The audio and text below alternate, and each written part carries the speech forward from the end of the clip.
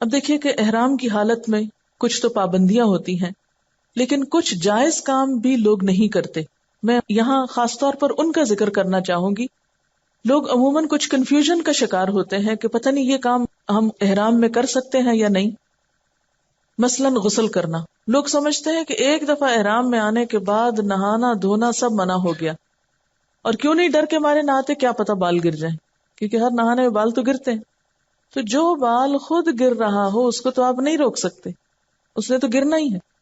جو چیز منع ہے وہ یہ ہے کہ جان بوجھ کے بال نہ توڑیں یا نہ کاٹیں. اس لیے احرام کی حالت میں مثلاً آپ مکہ پہنچے ہیں اور عمرے کے لیے نکلنا چاہتے ہیں، تو اس سے پہلے جہاں آپ رکے ہیں وہاں اگر آپ دوبارہ نہا لیں، فریش ہو جائیں، تو اس سے کوئی فرق نہیں پڑتا.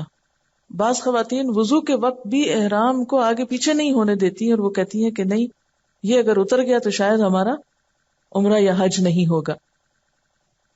اسی طرح سر میں اگر خارش ہو رہی ہو، کیونکہ ہوتا ہی ہے کہ ایک دم جب موسم چینج ہوتا ہے، یہاں جیسے سخت سردی ہے اور وہاں جا کر مکہ میں گرمی ہے، تو ایک دم جسم جو ہے وہ اس میں سوئیاں چبھنے لگتی ہیں، اور جس کو نہ بھی تکلیف و خارش کی وہ شروع ہو جاتی ہے. اچھا، بعض لوگ خارش نہیں کرتے، کہتے ہیں کہ شاید خارش کی سر میں تو اس سے بال ٹوٹ جائے گا، اور اگر ٹوٹ گیا تو پھر دم آ جائے گا، اور چھوٹی چھوٹی چیز پہ دم لگاتے رہتے ہیں. اس سے ڈرنے کی ضرورت نہیں، یہ ایک طبعی ضرورت ہے. اگر خارش ہو رہی ہے تو انسان احتیاط سے سر میں کر لے، یا بدن میں کہیں ہو رہی ہے تو کھجا لے یا نہا لے، تو اس سے حرج نہیں ہے، کیونکہ عبادت میں جتنی یکسوئی ہوگی اتنا ہی زیادہ لطف آئے گا. اسی طرح مرہم پٹی کرنا، کہیں خدا نخواستہ چوٹ آ گئی، کوئی دوا لگانی پڑ گئی، تو بعض لوگ کہتے ہیں نہیں، دوا میں بھی خوشبو ہے، وہ بھی نہیں لگانی. تو اللہ تعالیٰ نے ہمیں یہ نہیں حکم دیا کہ اپنے آپ کو ہلاکت میں ڈالو، اور پٹی میں اگر کوئی ایسی دوا لگائی جا رہی ہے جس سے خوشبو آ رہی ہے تو وہ نہ لگاؤ، یہ ایک معذوری کی حالت ہے. اسی طرح آنکھوں میں سرما وغیرہ ڈالنے کی بھی اجازت ہے. پھر موذی جانور جو ہیں جیسے سانپ بچھو وغیرہ میں سے اگر کوئی چیز ہے خدا نخواستہ، یا ایسی جیسے شہد کی مکھی کاٹ رہی ہے یا کچھ، تو ایسی چیزوں کو اگر ہٹا دیا جائے یا اڑا دیا جائے، یہ نہیں کہ وہ کاٹنے کو آئی تو آپ کہیں جی یہاں تو ہم کچھ بھی ہٹا اڑا نہیں سکتے، اسے کاٹنے دیں، تو اس کی ضرورت نہیں. چوہا ہو یا کوا ہو یا بچھو ہو یا سانپ یا کاٹنے والا کتا، ان کو دور کرنا یا مارنا یا ان کو ختم کرنا جو ہے وہ جائز ہے. پھر اسی طرح بعض لوگ احرام کی چادر نہیں بدلتے، وہ کہتے نہیں اس میں ہم احرام پہنے تھے، اسی میں ہی سارا کچھ ہوگا. چلیے عمرے کے موقع پر تو یہ ہوتا ہے کہ شروع میں آپ یہاں سے گئے 5 7 8 گھنٹوں میں آپ فارغ ہو سکتے ہیں، لیکن حج کے موقع پر تو بعض اوقات 3 4 دن تک آپ کو وہی لباس پہننا ہے. تو لوگ لباس نہیں تبدیل کرتے، خواتین اپنے جسم کے کپڑے نہیں چینج کرتی، یہ کہہ کے کہ نہیں یہ احرام کے کپڑے ہم نے پہنے ہوئے. تو یہ پابندی نہیں ہے، آپ روز اپنا ڈریس چینج کر سکتے ہیں، دن میں 2 دفعہ کرنا چاہیں 2 دفعہ کر لیں. آپ نے جو سکارف پہنا ہوا ہے یا جو چادر لی ہوئی ہے، اگر آپ وہ بھی دن میں 2 3 دفعہ چینج کرنا چاہیں، اگر آپ کے پاس سہولت ہے اور آپ سمجھتے ہیں کہ بہت پسینہ آ گئی، اسمیل یا کوئی چیز گر گئی اوپر، تو ایسی صورت میں آپ اس کو اتار کے دوسرا اگر پہن لیں گے تو اس میں کوئی حرج نہیں ہے. اسی طرح اگر گھڑی پہننا ہے یا اینک ہے، یا وہ ایک پیٹی پہنتے ہیں جس میں عام طور پہ پیسے یا پاسپورٹ وغیرہ رکھتے ہیں، یا چھڑی کا استعمال ہے، تو یہ بھی جائز ہے. پھر اسی طرح بغیر خوشبو کا تیل یا صابن جو ہے وہ بھی استعمال کیا جا سکتا ہے. منا عرفات میں جو سٹالز ہوتے ہیں اس میں بغیر خوشبو کا صابن جو ہے وہ میسر ہوتا ہے. پھر اسی طرح بچوں یا ملازموں کی تربیت کے لیے تھوڑی بہت سرزنش جو ہے اس کی بھی اجازت ہے، لیکن لڑائی جھگڑا اور فساد اور مار پیٹ جائز نہیں. پھر اسی طرح بوقت ضرورت چھتری کا استعمال جو ہے اس کی اجازت ہے، اور اگر آپ کو ٹیشو پیپر یا رومال استعمال کرنا پڑتا ہے تو اس کی بھی اجازت ہے. جن چیزوں کی اجازت نہیں وہ کیا ہے؟ شوہر اور بیوی کا جسمانی تعلق، لڑائی جھگڑا، گناہ اور نافرمانی کے کام، خوشبو لگانا، نکاح کرنا کرانا یا پیغام بھیجنا، خشکی کا شکار کرنا یا شکاری کی مدد کرنا، یا شکار کیا ہوا جانور ذبح کرنا، بال یا ناخن کاٹنا، یعنی خود سے نہیں کاٹ سکتے، لیکن اگر خود کوئی گر گیا یا ٹوٹ گیا تو اور بات ہے. بعض اوقات ایسا ہوتا ہے نا، آپ کو ٹھوکر لگتی ہے، پاؤں کا ناخن ٹوٹ جاتا ہے، تو اب آپ اس کو لیے نہیں پھریں گے، باقی حصے کو سیدھا کر لیں گے. پھر اسی طرح سر میں خوشبودار تیل ڈالنا یہ منع ہے. پھر اسی طرح یہ ہے کہ مردوں کے لیے سلا ہوا کپڑا پہننا منع ہے، سر پہ ٹوپی یا پگڑی پہننا منع ہے، موزے یا جرابیں مردوں کے لیے منع لیکن خواتین پہن سکتی ہیں۔ اسی طرح ایسی جوتی کہ جو ٹخنوں سے اوپر چلی جائے، چپل یا جوتی، بعض اوقات ہوتے ہیں نا شوز ایسے ہوتے ہیں جس سے ٹخنے چھپ جاتے ہیں، تو مردوں کے لیے ایسی جوتی پہننا بھی منع ہے۔ پھر اسی طرح یہ ہے کہ عورتوں کے لیے جو احرام کا چادر ہے اس کا کوئی مخصوص رنگ ضروری نہیں کہ ضرور سیاہ ہو یا ضرور سفید ہو۔ بعض خواتین سمجھتی کہ نہیں احرام سفید ہی ہونا چاہیے، اور اس میں مشکل کیا ہوتی ہے کہ سفید رنگ میں ایسی لون خریدتے ہیں کہ جس سے سارے بال جھلک رہے ہوتے ہیں، سارے جسم کے فگرز نمایاں ہو رہے ہوتے ہیں، تو اس چیز سے پرہیز کرنا چاہیے۔ اب یہ کہ یہ سارا سفر طے کر کے آپ مکہ میں پہنچ گئے۔ جب آپ مکہ میں پہنچے تو اس وقت ضروری نہیں کہ سیدھے حرم جائیں، آپ سیدھے ہوٹل جا سکتے ہیں، وہاں اپنا سامان رکھیں، وہاں آپ ریلیکس کریں، وہاں آپ کچھ کھائیں پیئیں، اگر آپ بھوکے ہیں یا بہت تھکے ہوئے ہیں کچھ دوا لے لیں، چائے پی لیں، نہا لیں، فریش ہو جائیں، پھر آپ حرم میں آئیں۔ کیونکہ بعض لوگ سامان باہر رکھ کے پہلے اندر جاتے ہیں، پھر ایک پریشانی کے عالم میں عمرہ کرتے ہیں، پھر اس کے بعد ہوٹل کی تلاش کرتے ہیں، تو ایسی مشقت میں خود کو نہ ڈالیں۔ پہلے آپ اپنے ٹھکانے کو تلاش کر لیں، وہاں انتظام کر لیں، کھائیں پیئیں، آرام کریں۔ مثلا اگر آپ 10-11 بجے پہنچے ہیں مکہ تو ضروری نہیں تھے کہ 10-11 بجے ہی جا کے آپ عمرہ کریں، یا آپ ظہر کے وقت پہنچے تو ضروری نہیں کہ ظہر کے وقت ہی عمرہ کریں۔ آپ احرام پہنے ہوئے ہیں، آپ عصر کے بعد شروع کر سکتے ہیں، آپ مغرب کے بعد شروع کر سکتے ہیں، اپنی سہولت میں رات کے وقت کر سکتے ہیں۔ یعنی شرط نہیں کہ پہنچتے ہی سیدھا آپ کو عمرہ شروع کرنا ہے، آپ سہولت کے ساتھ کر سکتے ہیں۔ پھر اسی طرح یہ ہے کہ مکہ میں جب داخل ہوں تو وہ مسنون دعا بھی پڑھ لیں، اللہم بارک لنا فیہا، یہ 3 مرتبہ، پھر اللہم ارزقنا جناہا وحببنا الی اہلہا وحبب صالح اہلہا الینا، اے اللہ ہمیں اس بستی میں برکت عطا کر، اس بستی کے پھلوں سے ہمیں مستفید فرما، اور وہاں کے لوگوں کے دلوں میں ہماری محبت ڈال دے، اور یہاں کے نیک افراد کو ہمارے لیے محبوب بنا دے۔ پھر آپ دیکھیں کہ جب حرم میں جاتے ہیں تو پہلے مسجد حرام آتی ہے، تو مسجد میں داخل ہونے کے آداب بھی ہمیں معلوم ہونے چاہیے۔ اکثر لوگ اس بات کی پرواہ نہیں کرتے کہ مسجد میں داخل کیسے ہو رہے ہیں، یا مسجد میں داخل ہونے کی دعائیں خصوصاً خواتین کو نہیں آتی۔ مرد حضرات تو اپنے اپنے ملکوں میں بھی دعائیں پڑھتے رہتے ہیں، لیکن خواتین کو نہیں آتی دعا، کیونکہ ہمیں اتفاق کم ہوتا ہے مسجد جانے کا۔ تو مسجد میں داخل ہوتے وقت پہلے دایاں پاؤں اندر رکھنا ہے، اس کا بھی ثواب ہوگا۔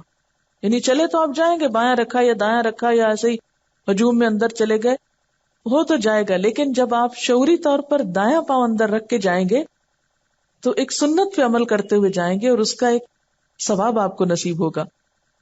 پھر جب مسجد میں داخل ہوں تو دعا پڑھیں، بسم اللہ والسلام علی رسول اللہ، اللہم اغفر لی ذنوبی وافتح لی ابواب رحمتک، اللہ کے نام سے داخل ہوتا ہوں، اللہ کے رسول پر سلام ہو۔ یہ مکہ میں، مدینہ میں ہر جگہ پڑھنا ہے، اگر پاکستان میں بھی کسی مسجد میں جائیں تو یہ پڑھ سکتے ہیں دعا، اے اللہ میرے گناہ معاف فرما اور اپنی رحمت کے دروازے میرے لیے کھول دے۔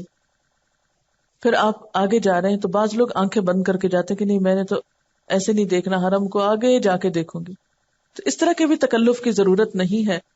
اگر ممکن ہو تو باب عبدالعزیز سے داخل ہوں، اگر ممکن ہو، یہ نہ ہو کہ آپ باب فتح میں کے قریب رکے ہوئے اور آپ سارا باہر سے گھوم کے باب عبدالعزیز سے داخل ہونے کے تکلف میں آ رہے ہیں۔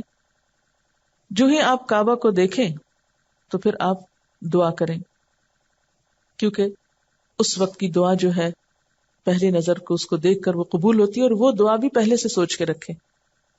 میں تو عام طور پر بخشش کی دعا مانگتی ہوں، ربنا اغفر لی ولوالدی وللمؤمنین یوم یقوم الحساب، اور اس لیے کیونکہ بخشش اگر ہو گئی پھر تو بیڑا ہی پار ہے، پھر تو سب کچھ مل گیا، اور اگر اللہ تعالیٰ نے معاف نہیں کیا تو کسی چھوٹی سی چیز پہ بھی پکڑ سکتا ہے، اگر معافی نہیں ہوئی تو سارے کام بیکار ہو جائیں گے۔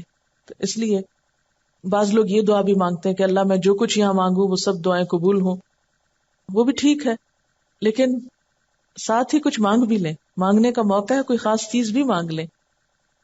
حضرت عروہ بن زبیر کہتے ہیں کہ نبی صلی اللہ علیہ وسلم کے حج کے بارے میں حضرت عائشہ نے مجھے بتایا کہ جب رسول اللہ صلی اللہ علیہ وسلم مکہ تشریف لائے تو سب سے پہلے آپ نے وضو کیا، پھر بیت اللہ شریف کا طواف کیا۔ تو اس سے پتہ چلتا ہے کہ طواف کے لیے وضو شرط ہے۔ اب آپ دیکھیں کہ حرم میں جا کر آپ طواف کریں گے، طواف میں 2-3 چیزیں جن کے بارے میں ہمیں کانشیس ہونا چاہیے۔ ایک تو یہ کہ طواف کے وقت بہت ادب اور احترام ہونا چاہیے، اور اس میں بھی دوسروں کو تکلیف دینے سے پرہیز کرنی چاہیے، کسی کو کونی مار کے یا دھکا دے کے آگے نکلنے کی کوشش نہ کریں۔ پھر بعض لوگ ہاتھ پکڑ پکڑ کے پورا گروپ بنا لیتے ہیں اور پھر نہ وہ کسی کو آگے جانے دیتے ہیں، رستہ روک دیتے ہیں، یہ بھی دوسروں کی اذیت کا سبب ہوتا ہے۔ کوشش کریں کہ آپ جگہ مقرر کر لیں جن کے ساتھ بھی آپ نے مل کے طواف کرنا ہے، طواف کے بعد وہاں اکٹھے ہو جائیں، لیکن طواف کے دوران ہاتھ پکڑ پکڑ کے نہ چلیں، الا یہ کہ آپ اکیلے نہ چل سکتے ہو یا آپ کو سہارے کی ضرورت ہو، ادروائز اپنا اپنا طواف کریں، اپنی اپنی دعائیں مانگیں تاکہ خشوع و خضوع زیادہ ہو۔ بعض لوگ معلم کے پیچھے دعائیں مانگتے ہیں، وہ زور سے بلند آواز سے بولتا ہے، پیچھے سارا ہجوم بولتا ہے اور سوچے سمجھے بغیر بعض اوقات بولا جاتا ہے۔ آپ نے وہ سنا ہی ہوگا کہ ایک معلم جو تھا وہ طواف کرا رہا تھا تو دعا پڑھاتے پڑھاتے اس کا موبائل بجا اور اس نے کہا ہیلو، تو پورے مجمع نے پیچھے سے کہا ہیلو۔ اب آپ خود سوچیں کہ اگر حرم میں اس طرح کے لطیفے ہو رہے ہوں تو پھر عبادت کا خشوع خضوع جو ہے وہ کیا ہو سکتا ہے۔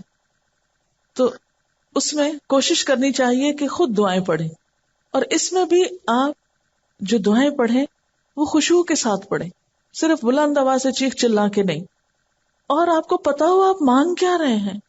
بعض اوقات معلم حضرات ایسی دعائیں پڑھ رہے ہوتے ہیں جو ہماری سمجھ میں بھی نہیں آتی کہ وہ کیا پڑھ رہے ہیں، اور ہم صرف کہے جا رہے ہیں، کوئی روح نہیں اس میں۔ تو کیا مانگا آپ نے؟ وہ تو کوئی اور مانگ رہا ہے، تو آپ اپنی زبان میں مانگ لیں، لیکن اپنی اپنی دعائیں مانگیں۔ بعض لوگ اس وقت کتابیں اٹھا کے پھر رہے ہوتے ہیں اور مخصوص چکروں کی دعائیں بنائی ہوئی ہیں۔ نبی صلی اللہ علیہ وسلم کی سنت سے کسی چکر کی کوئی مخصوص دعا ثابت نہیں ہے، آپ کسی بھی چکر میں کوئی دعا پڑھ سکتے ہیں، عربی میں پڑھیں، اردو میں پڑھیں، انگریزی میں پڑھیں، اپنی لوکل زبان میں پڑھیں، جس مرضی میں پڑھیں، لیکن آپ کا اللہ سے مضبوط تعلق ہونا چاہیے۔ کتنے افسوس کی بات ہے کہ ہم اللہ کے گھر کے ارد گرد طواف کر رہے ہیں اور اللہ سے ہمارا تعلق نہیں ہے، ہمارا دھیان کہیں اور ہی ہے اور ہم ادھر ادھر دیکھ رہے ہیں، یا ہم بس ایسے ہی بس چلے جا رہے ہیں اور چلے جا رہے ہیں۔ اس وقت سے بڑا وقت کیا ہوگا کہ آپ کو وہ سعادت نصیب ہو؟ اس وقت میں زیادہ سے زیادہ اللہ تعالیٰ کی طرف رجوع کریں۔ آپ یہ کر سکتے ہیں کہ اپنے چکر کو یاد رکھنے کے لیے ہر چکر کے لیے ایک وظیفہ رکھ سکتے ہیں، مثلا ایک میں استغفار پڑھ لیں، ایک میں یا حیو یا قیوم پڑھ لیں، ایک میں آیت کریمہ پڑھ لیں، ایک میں پہلا کلمہ پڑھ لیں، ایک میں چوتھا کلمہ پڑھ لیں، ایک میں درود شریف پڑھ لیں۔ یہ اپنی سہولت سے آپ ایک ترتیب قائم کر سکتے ہیں۔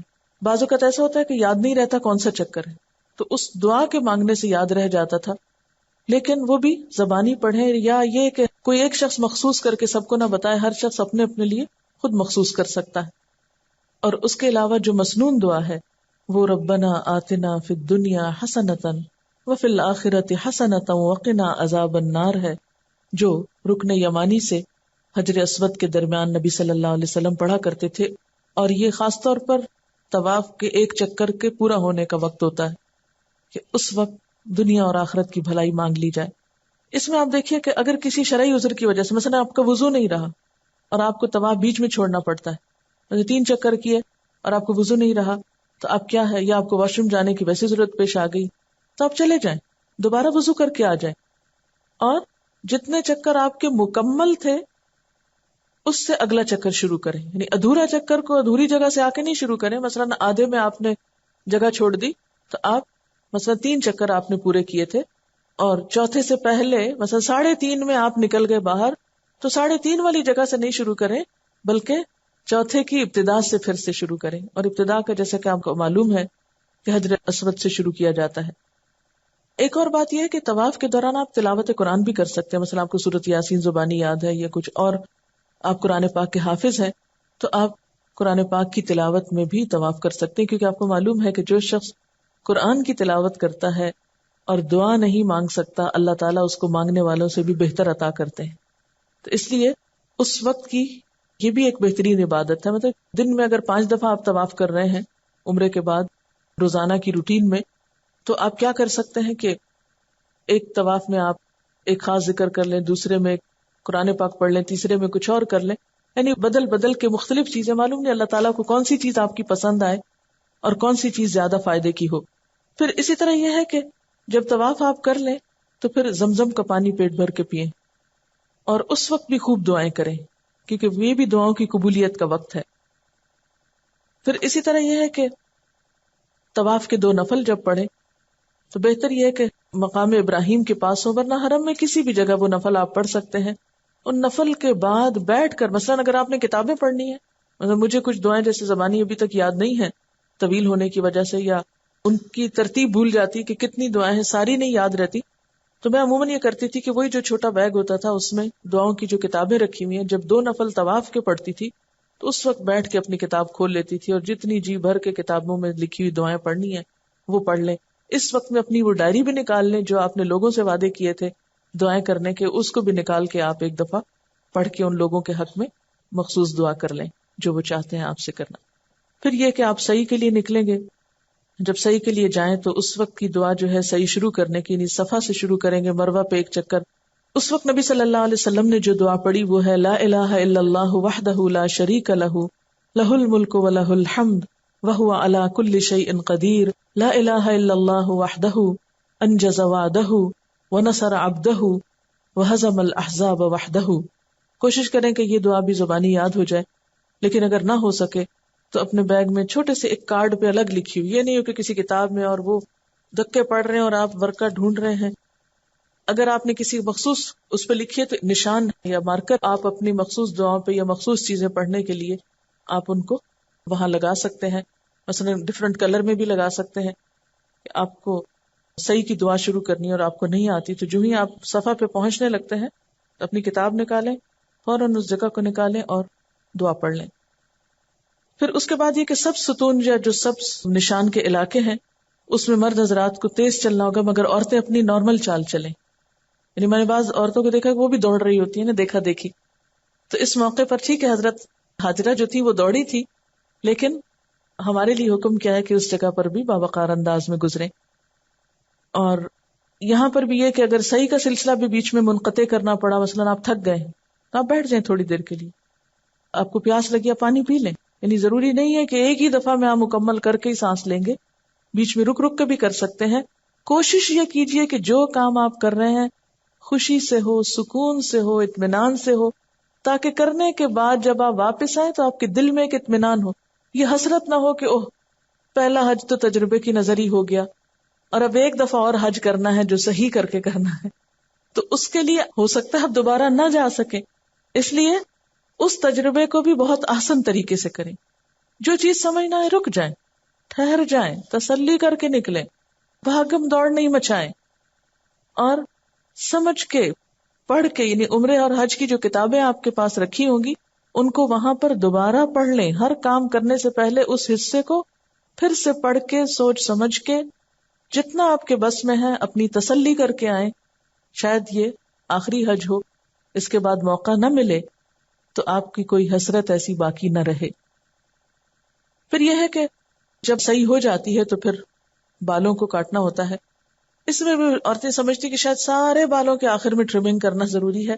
نہیں، آپ ضروری نہیں کہ چٹیا کے اینڈ سے کاٹیں، آپ یہاں سے بھی اپنی ایک لٹ نکال کے اتنے حصے کو بھی کاٹ سکتے ہیں.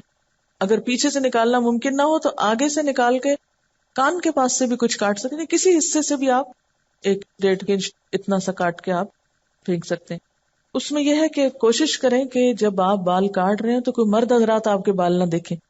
کئی خواتین کو اس جگہ پہ دیکھا گیا ہے کہ وہ چٹیا کو سب کے سامنے کھول کے نکال کے کاٹ رہی ہوتی ہیں اور مرد حضرات دیکھ رہے ہوتے ہیں. اتنی تکلیف اور پریشانی ہوتی ہے کہ یہ کس قسم کا عمرہ ہو رہا ہے کہ جہاں حرام کام کا ارتکاب ہے، کیونکہ عورت کے بال کسی مرد کو دیکھنے نہیں چاہیے. وہاں پر تو خاص طور پر اس چیز سے پرہیز کرنا چاہیے. پھر جب آپ نے عمرہ کر لیا، یہاں پر آپ کا عمرہ ختم ہو گیا. عمرہ جب آپ نے کر لیا، مسجد سے باہر نکلنے لگے تو بایاں پاؤں پہلے باہر نکالیں گے اور دعا پڑھیں گے، بسم اللہ والسلام علی رسول اللہ، اللہم اغفر لی ذنوبی وافتح لی ابواب فضلک. اللہ کے نام سے مسجد سے نکلتا ہوں، اللہ کے رسول پر سلام ہو، اے اللہ میرے گناہ معاف فرما اور اپنے فضل کے دروازے میرے لیے کھول دے. اب آپ دیکھیے کہ عمرے کے بعد آپ احرام کھول دیں گے، یعنی آپ کے اوپر وہ پابندیاں جو ہیں، بنیادی طور پر احرام کھولنے کا مطلب یہ نہیں کہ اسکارف اتار کے پھینک دیں گے. اس کا مطلب یہ ہے کہ عمرے کی جو پابندیاں آپ پر عائد ہوئی تھی وہ پابندیاں اب ختم ہو گئی. اب جب دوبارہ آپ کو حج کرنا ہے تو 8 تاریخ کو دوبارہ احرام پہنیں گے، اس کی بات بعد میں کریں گے. اب یہ ہے کہ ہو سکتا ہے آپ کے پاس 2 ہفتے ہوں وہاں پر مکہ میں ٹھہرنے کے. ان 2 ہفتوں کو کیسے گزارنا ہے، اس کے لیے دن بھر کا اپنا ٹائم ٹیبل بنائیں اور اس پر سختی سے جم جائیں، ورنہ روزانہ کے پروگرام تبدیل کرنے سے بہت سے اوقات ضائع ہو جاتے ہیں. اس میں یہ ہے کہ بعض اوقات آپ کے رشتے دار یا دوست یا گروپ کے لوگ آپ کے ساتھ ہوتے ہیں، وہ آپ کو کہتے ہیں کٹھے چلیں گے، کٹھے آئیں گے، کٹھے بیٹھیں گے، کٹھی جگہ رکھیں گے. ان چیزوں سے باہر آ جائیے، اس لیے کہ بعض اوقات دوسروں کے انتظار میں، مثلا نماز کا وقت اذان ہو رہی ہے اور آپ چیخ چلا رہے ہیں جلدی باہر آؤ واش روم، لوگ چلے جاتے ہیں اور نکلنے کا نام نہیں لیتے، یا وضو کر رہے ہیں اور کیے چلے جا رہے ہیں، ان کا وہم ختم نہیں ہو رہا. اس قسم کی بہت سی باتوں سے بہت وقت ضائع ہوتا ہے. تو جو بھی آپ کے ساتھ ہیں ان کو ادب احترام سے سمجھا دیجئے کہ یہ اوقات بڑے قیمتی ہیں، یہ وقت اور یہ فرصت شاید پھر ملے یا نہ ملے، اس لیے اگر جانا بھی ہے تو وقت پر جو تیار ہو تو جائیں، اور پہلے سے بتا دیں اگر آپ وقت پہ تیار نہیں تو میں انتظار نہیں کروں گی. کیوں؟ اگر آپ نے پہلے سے بتایا ہوگا تو وہاں ناراضگی نہیں ہوگی، اور اگر آپ نے نہیں بتایا اور آپ نکل گئے یا آپ رکے رہے اور آپ غصہ کیے اور ایک دوسرے کو ڈانٹ ڈپٹ رستے میں ہوتی رہی تو اس سے پھر حج کا جو ہے وہ ثواب اور وہ جو ایک روحانیت کی فضا ہے وہ ختم ہو جاتی. اور دوسروں کو بھی سمجھنا چاہیے کہ ہم سب یہاں عبادت کے لیے ہیں. بعض اوقات ایک شخص کا موڈ ہے شاپنگ کا، وہ دوسرے کو بھی کھینچے چلو میرے ساتھ، وہ میں وہ چیز دیکھ کر آئی ہوں بہت اچھی ہے تم بھی چل کے دیکھو. ان چیزوں سے پرہیز کرنا چاہیے. دیکھیں چیزیں تو دنیا بھر میں ملتی ہیں، اگر چند دن وہاں چیزیں نہ بھی دیکھی تو کوئی بات نہیں، اور اگر کسی وقت کوئی چیز ضرورت اور آپ کو لینی ہے تو آپ ایسے اوقات میں جائیے کہ جب آپ عبادت سے تھک چکے ہوں اور آپ تھوڑا اپنے آپ کو فریش کرنے کے لیے تھوڑا ادھر ادھر نکل جائیں. ورنہ نمازوں کے اوقات میں، عبادت کے اوقات میں، فریش اوقات میں بازاروں میں گھومنا جو ہے یہ اپنے وقت کو ضائع کرنا ہے. اب یہ ہے کہ روزانہ آپ تہجد پڑھنے کی کوشش کریں کہ ایک نفل کا ثواب بھی وہاں بہت زیادہ ہے، اور تہجد کے وقت کی دعائیں بھی قبول ہوتی ہیں، اور اللہ کا گھر ہے سامنے تو دعاؤں کی قبولیت کے خاص مواقع ہیں. اس لیے تہجد کی اذان سے کچھ پہلے ہی اٹھ جائیں، اور اٹھنے کے بعد یہ ہے کہ آپ کوشش کریں کہ مسجد میں آ کر آپ کو تہجد کی اذان ملے. جب آپ گھر سے نکلیں گے دعائیں پڑھتے وقت، ذکر کرتے ہوئے پھر آپ وہاں پہنچیں گے، مسجد میں مسنون طریقے سے داخل ہوں گے، دعا پڑھ کے داخل ہوں گے، آپ مسجد کے نفل پڑھیں گے، اور پھر اذان ہوگی، اذان کا جواب دیں گے. اذان کا جواب دے کر جو دعا پڑھی جاتی ہے وہ بھی قبول ہوتی. بہت سے لوگ لا علمی کی وجہ سے اس وقت کو ضائع کرتے ہیں، یعنی وہ قبولیت کا وقت ہے اور لوگ باتوں میں مصروف ہیں یا سو رہے ہیں یا کسی اور شغل میں ہیں. تو کوشش کریں کہ اذان آپ کو حرم میں ملے یا راستے میں ملے. اگر راستے میں ملتی ہے اذان، یعنی 5 اذانوں میں سے یا تہجد کی اذان میں سے سب کی بات میں کر رہی ہوں اس وقت مشترکہ طور پر، تو آپ اذان کا جواب دیں، کسی سے بات نہیں کریں، اور اس کے بعد خصوصی دعا کریں اپنے لیے. پھر آپ مسجد میں پہنچیں، آ کر مسجد کے نفل پڑھیں.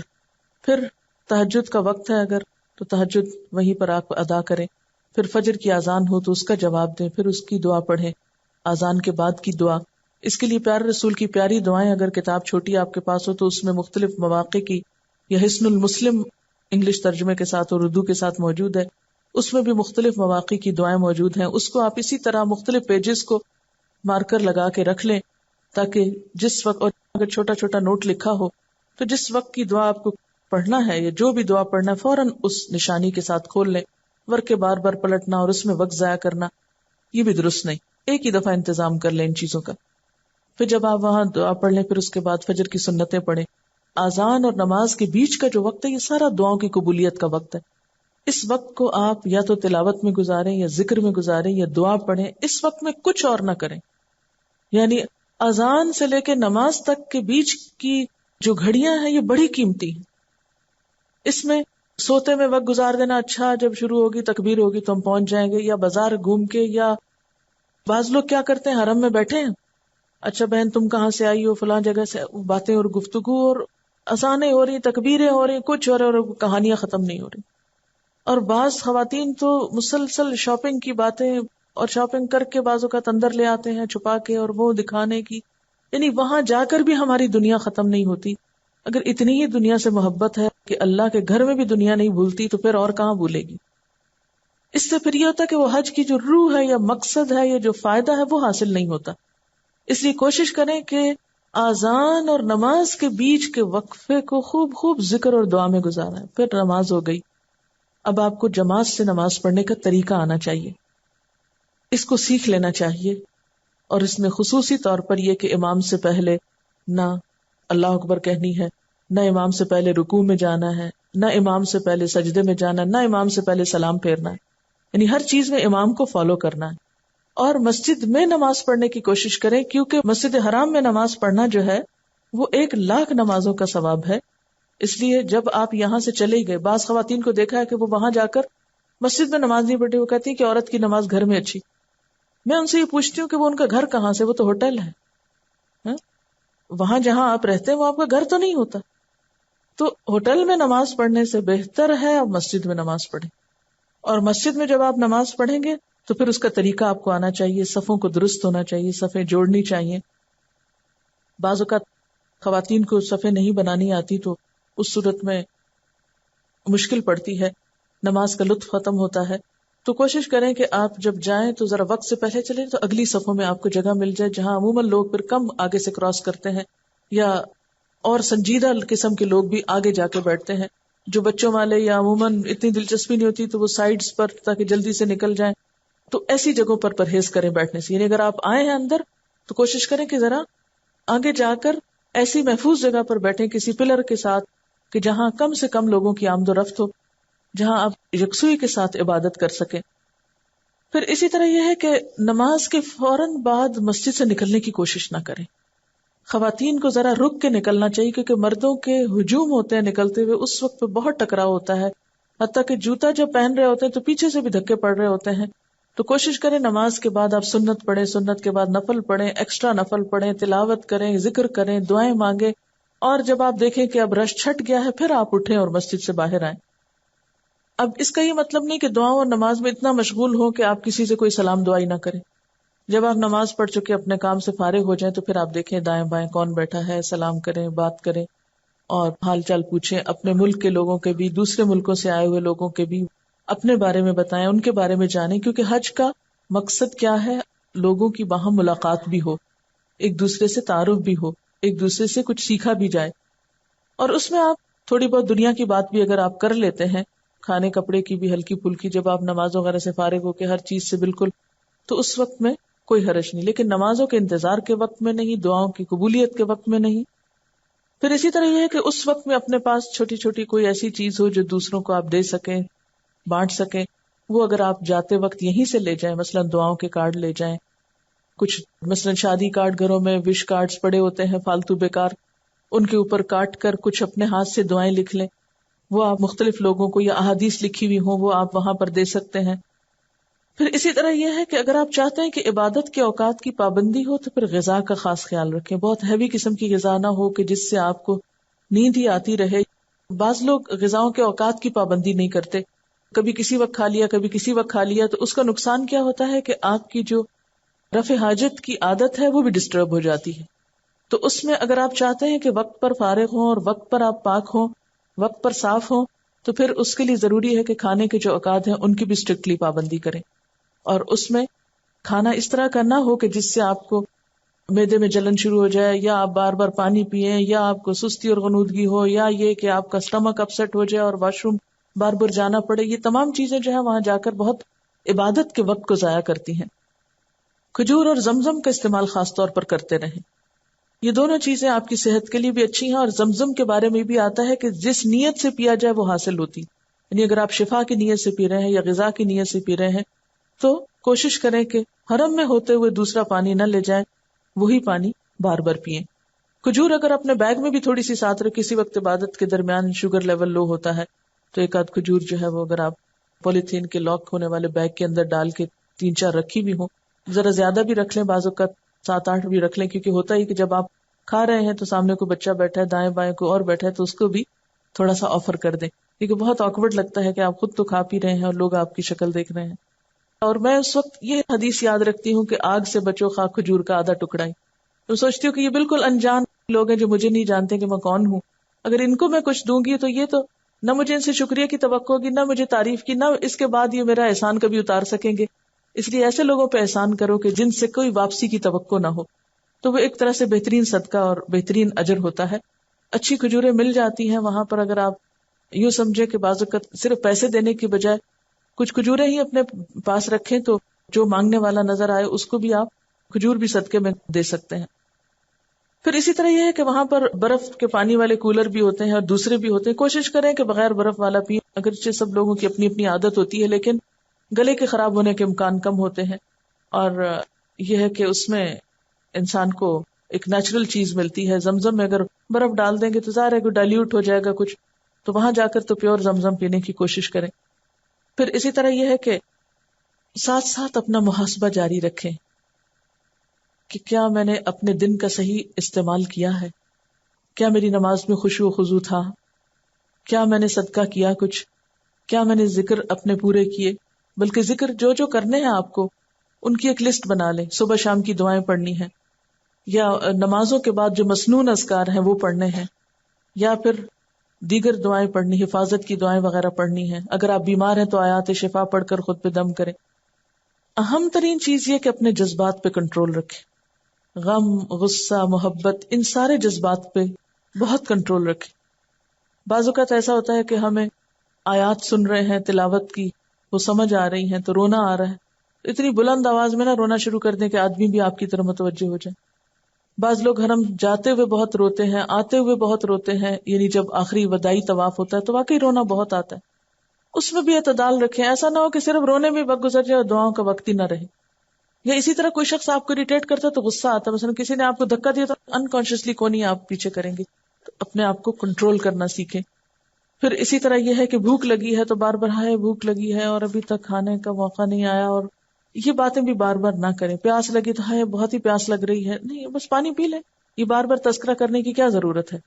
یعنی لغو اور بیکار قسم کی باتوں سے حد البسا بچیں. پھر اس کے بعد یہ ہے کہ آپ کو ہو سکتا ہے کہ مدینہ جانے کا موقع ملے اور یہ حج سے پہلے ہو. ہجرت سے پہلے مدینہ کا نام یثرب تھا, بعد میں مدینہ طیبہ کے نام سے یہ مشہور ہوا. مکہ سے 260 میل کے فاصلے پہ ہے اور آبادی کے اعتبار سے پھر یہ دوسرے نمبر پہ ہے. اسے دار الہجرت بھی کہا جاتا ہے کیونکہ ہجرت کے بعد یہ گھر بنا تھا نبی صلی اللہ علیہ وسلم اور صحابہ کرام کا. نبی صلی اللہ علیہ وسلم نے فرمایا, اے اللہ, حضرت ابراہیم تیرے خلیل اور نبی تھے, ان کی زبان پر تو نے مکہ کو حرم قرار دیا. اے اللہ, میں تیرا بندہ اور پیغمبر ہوں, میں مدینہ کے دونوں کناروں کے درمیان تک حرم قرار دیتا ہوں. یعنی جس طرح مکہ کا حرم ہے اسی طرح مدینہ بھی حرم ہے. آپ نے فرمایا المدینہ تو حرم, مدینہ حرم ہے, اور مدینہ کا حرم جبل عیر سے جبل سور تک ہے, نہ اس کا درخت کاٹا جائے نہ اس میں کوئی بدعت کی جائے. جو مدینہ میں بدعت ایجاد کرے گا اس پر اللہ کی اور فرشتوں کی لعنت ہے. آپ نے فرمایا مدینہ برے آدمیوں کو اس طرح نکال دیتا ہے جیسے بھٹی لوہے کا میل دور کرتی ہے. یعنی ان کا یا تو وہاں دل نہیں لگتا یا پھر یہ وہ رہ نہیں سکتے. آپ نے فرمایا اگر لوگ سمجھے تو مدینہ ان کے لیے بہتر ہے. ہوتا یہ کہ جب ہم مکہ جاتے ہیں تو ہمارا شوق ہوتا ہے کہ زیادہ وہاں رہیں, اور الحمدللہ ہونا بھی چاہیے, لیکن مکہ کی محبت میں مدینہ کی محبت کو ختم نہ کر دے, یا مدینہ کی محبت میں مکہ کی محبت کم نہ کر دے. یعنی دونوں میں اعتدال بہت ضروری. بہت سے لوگ ان دو شہروں کو ہر وقت کمپیئر کرتے رہتے ہیں, مدینہ میں یہ تھا مکہ میں یہ نہیں تھا, مکہ میں یہ تھا اور مدینہ میں یہ نہیں تھا. اس طرح کی گفتگو کا بھی اتنا فائدہ نہیں. یہ ہے کہ دونوں شہروں کا اپنا مزاج ہے, اپنی جگہ, اپنی رحمت, برکت اور فضیلت ہے. دونوں کو ڈیو رسپیکٹ اور محبت دیں, دونوں میں پہنچ کر وقت کی قدر کریں اور ان جگہوں کا ادب اور احترام کریں. آپ صلی اللہ علیہ وسلم نے فرمایا ایمان مدینہ میں سمٹ کر ایسے آ جائے گا جیسے سانپ سمٹ کر اپنے بل میں آ جاتا ہے. یعنی آخری وقت میں دنیا میں جب ہر طرف بے ایمانی ہو جائے گی اور دین ختم ہو جائے گا تو ایمان اور دین سمٹ کر واپس وہیں لوٹ جائے گا. آپ صلی اللہ علیہ وسلم نے فرمایا مدینہ اسلام کا قبہ ہے, ایمان کا گھر ہے, ہجرت کا مقام ہے, حلال و حرام کے معلوم ہونے کا ٹھکانہ ہے. آپ نے فرمایا جو مدینہ کی مصیبتوں اور پریشانیوں پر صبر کرے میں قیامت کے دن اس کی سفارش کروں گا. تو جس طرح مکہ جا کر آپ نے تکلیف اور پریشانی کا ذکر نہیں کرنا, اسی طرح یہاں پر بھی تکلیف اور پریشانی پر صبر کرنا ہے, یعنی کسی بھی قسم کی جو ہو. آپ نے فرمایا سب سے پہلے میں جن لوگوں کی سفارش کروں گا وہ مدینہ والے ہیں, پھر مکہ والے، پھر طائف والے ہوں گے۔ آپ صلی اللہ علیہ وسلم نے فرمایا جو مدینہ میں مرنے کی طاقت رکھتا ہو اس کو مدینہ میں ہی مرنا چاہیے، اس لیے کہ مدینہ میں مرنے والوں کا میں گواہ اور ضمانتی بنوں گا۔ ہر ایک کی قسمت میں تو یہ نہیں ہو سکتا، لیکن نیت اور تمنا کرنے میں کیا حرج ہے، کم از کم نیت کا ہی ثواب مل جائے۔ حضرت عمر دعا مانگا کرتے تھے، اے اللہ تو اپنے راستے میں مجھے شہادت نصیب فرما اور اپنے رسول کے شہر میں موت دے۔ آپ صلی اللہ علیہ وسلم نے مدینہ کے پھلوں کے لیے دعا مانگی ہے، اللہم بارک لنا فی ثمرنا وبارک لنا فی مدینتنا وبارک لنا فی سعنا وبارک لنا فی مدنا۔ اے اللہ تو ہمارے پھلوں میں برکت دے، ہمارے شہر میں برکت ہی برکت دے، اور ہمارے مد اور سع یعنی تولنے کے جو پیمانے ہیں ناپنے کے، ان میں برکت عطا فرما۔ آپ نے فرمایا خدایا ابراہیم تیرے بندے اور خلیل اور نبی تھے، میں بھی تیرا بندہ اور پیغمبر ہوں۔ حضرت ابراہیم نے مکہ کے لیے دعا مانگی تھی اور اس کے ساتھ اور زیادہ بھی۔ پھر آپ صلی اللہ علیہ وسلم پھل کو یعنی پھل کے لیے دعا مانگ کے وہ پھل کسی چھوٹے بچے کو عطا کر دیتے، یعنی جب آپ کسی پھل کو دیکھتے تھے تو اس وقت یہ دعا پڑھتے۔ یعنی حضرت ابو ہریرہ فرماتے کہ لوگ جب پہلا پھل دیکھتے تو اسے آپ کے پاس لاتے، آپ اس کو لے کر یہ دعا پڑھتے جو ابھی میں نے پڑھی ہے، اور پھر اس کے بعد یہ فرماتے اور وہ پھل چھوٹے بچے کو عطا کر دیتے۔ آپ نے یہ بھی فرمایا ہے کہ جو شخص صبح اجوا کھجور کے 7 دانے کھا لے اس کو نہ زہر نقصان دے گا نہ جادو۔ یہ مدینہ کی خاص کھجور ہے۔ مسلم کی روایت میں ہے کہ مقام عالیہ کی اجوا شفا ہے، اس کو نہار منہ کھانا تریاک ہے۔ یعنی تریاک کیا ہوتا ہے؟ زہر اور جسم میں جو فاسد مادے ان کو ختم کرنے کا سبب بنتا ہے۔ ایک اور روایت میں آتا ہے کہ اجوا جنت کا پھل ہے۔ اسی طرح مدینہ کا جو غبار ہے، غزوہ تبوک سے واپس آپ تشریف لا رہے تھے کہ لوگوں نے آپ کا استقبال کیا اور آپ سے آ کر ملے، جس کی وجہ سے گرد و غبار اڑا، تو آپ کے بعض ہمراہیوں نے اپنے منہ کو ڈھانپ لیا، کپڑا ڈال لیا۔ آپ نے فرمایا خدا کی قسم جس کے قبضے میں میری جان ہے، اس غبار میں ہر بیماری سے شفا ہے۔ یعنی کہ وہاں کی مٹی سے بھی محبت کرنی چاہیے کیونکہ اس میں اللہ کے رسول صلی اللہ علیہ وسلم ہیں۔ آپ صلی اللہ علیہ وسلم اپنی زندگی کے آخری دنوں تک یہی قیام فرما رہے اور مدینہ کی محبت کی دعا فرمائی، اے اللہ تو مدینہ کی محبت ہمارے دلوں میں ڈال دے جیسا کہ مکہ کی محبت ہمارے دلوں میں ہے، کیونکہ شروع میں صحابہ کا دل وہاں نہیں لگتا تھا، بلکہ اس سے بھی زیادہ، اور اس کو ہمارے لیے صحت یاب بنا دے کیونکہ بہت سے صحابہ وہاں جا کے بیمار ہو گئے تھے، اور اس کے سا اور مد میں برکت عطا فرما اور اس کے بخار کو جحفہ میں منتقل فرما۔ حضرت انس سے روایت ہے کہ حضور صلی اللہ علیہ وسلم جب سفر سے واپس تشریف لاتے تو مدینہ کی دیواروں کو دیکھتے تو مدینہ کی محبت میں سواری کو تیز کر لیا کرتے تھے۔ آپ دعا کرتے، اے اللہ تو مکہ سے دگنی مدینہ میں برکت عطا فرما، تاکہ لوگوں کو دل وہاں لگے اور لوگ وہاں پر جم جائیں، کیونکہ مکہ کی محبت تو ایک فطری چیز ہے، کیونکہ اللہ کا گھر ہے، وہاں پر سب کے دل اس کی طرف کھنچتے ہیں۔ حضرت ابراہیم علیہ السلام نے دعا کی تھی، لیکن مدینہ کے لیے پھر یہ تھا کہ ہجرت کا گھر تھا، ایک نئی جگہ تھی، تو آپ نے خاص دعائیں اس جگہ کے لیے کی ہیں۔ آپ نے فرمایا مدینہ کی گھاٹیوں پہ فرشتے مقرر ہیں، نہ اس میں طاعون آ سکتا ہے نہ دجال داخل ہو سکتا ہے۔ ایک اور روایت میں آتا ہے کہ مکہ اور مدینہ کے سوا اور کوئی شہر نہیں جہاں دجال نہ جائے۔ مدینہ کی تمام گھاٹیوں پہ فرشتے صف بستہ کھڑے ہیں اور اس کی حفاظت کرتے ہیں۔ اور مدینہ میں خصوصاً مسجد نبوی جو ہے اس میں نماز پڑھنا جو ہے بہت اجر و ثواب کا باعث ہے۔ آپ نے فرمایا میری اس مسجد میں ایک نماز دوسری مسجدوں کی 1000 نماز سے افضل ہے، سوائے مسجد الحرام کے، کیونکہ وہاں 1,00,000 نمازوں کا ثواب ہے۔ پھر اسی طرح آپ نے وہاں پر جو روضۃ الجنہ ہے اس کے بارے میں فرمایا میرے گھر اور ممبر کے درمیان کا حصہ باغیچہ ہے جنت کے باغیچوں میں سے، اور میرا ممبر میرے حوض پر ہے۔ یعنی وہاں پر جو سفید کارپٹس کا ایریا ہے آپ کے قبر مبارک اور ممبر کے درمیان کا، وہ ریاض الجنہ کہلاتا ہے، وہاں پر بھی نفل پڑھنے چاہیے۔ پھر اسی طرح مسجد نبوی کے علاوہ مسجد قباء کا سفر کرنا چاہیے، کیونکہ آپ وہاں تشریف لے جایا کرتے تھے۔ آپ نے فرمایا جو پاک ہو کر اپنے گھر سے مسجد قباء میں جا کر 2 رکعت نماز پڑھے تو اس کو عمرے کے برابر ثواب ملتا ہے، اس لیے خصوصی طور پر اس کی زیارت کرنی چاہیے۔ اسی طرح جب نبی صلی اللہ علیہ وسلم کے روضہ مبارک پر جانے کا موقع ملے تو کوئی شور، کوئی ہنگامہ، کوئی بے ادبی، کوئی کسی کو اذیت نہیں دینی چاہیے۔ بہت احترام کا مقام ہے، بہت ہی خاموشی اور یکسوئی کے ساتھ درود شریف کثرت سے پڑھنا چاہیے.